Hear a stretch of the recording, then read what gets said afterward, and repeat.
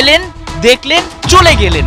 5 বলে ডাক মেরে প্যাভিলিয়নের পথে চিল মুডে লিটন দাস। আর এমন হাল দেখে রাগে জেদে নিজেই মাঠে নেমে পড়লেন শাকিব খান।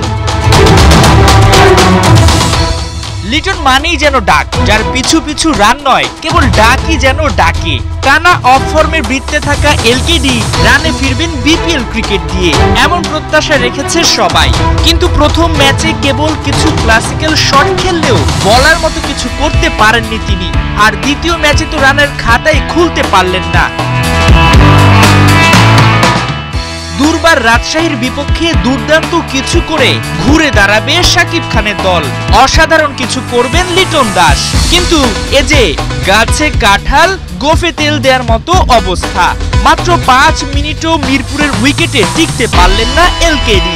তাসকিনের বলে 5 বল খেলে ডাক মারেন তিনি।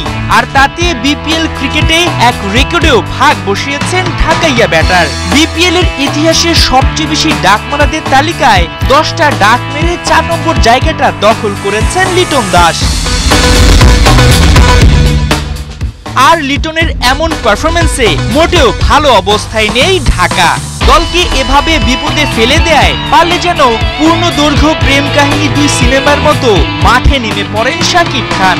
কারণ যার উপর সবচেয়ে বেশি ভরসা করেছে ঢাকা, সে লিটনই যখন দেন হতাশা উপহার, তখন শাকিব খান তো মনে মনে এই ভাবনা ভাবতেই পারেন। মাহমুদুল হাসান সজীব, ৭১।